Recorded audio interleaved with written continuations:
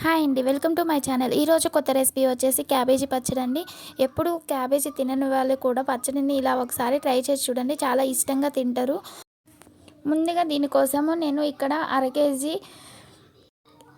క్యాబేజీకి అయితే 14-15 పచ్చిమిర్చి అయితే తీసుకున్నాను. ఇవి కారం లేని మిరపకాయలండి. వేరే పచ్చగా ఉంటాయి. ఆ మిరపకాయలు అయితే కొంచెం తక్కువ తీసుకోండి. మీకు సరిపడ కారం, మీరు ఎంతైతే కారం తినగంటలో దీంట్లోకి కొంచెం జీలకర్ర వేసి బాగా ఫ్రై చేసుకోవాలండి. ఫ్రై చేసుకున్న తర్వాత పక్కన పెట్టుకొని అదే కళాయిలో ముందుగా కట్ చేసి పెట్టుకున్న క్యాబేజీ ముక్కలను అయితే కలర్ చేంజ్ అయ్యే వరకు వేయించుకోవాలండి.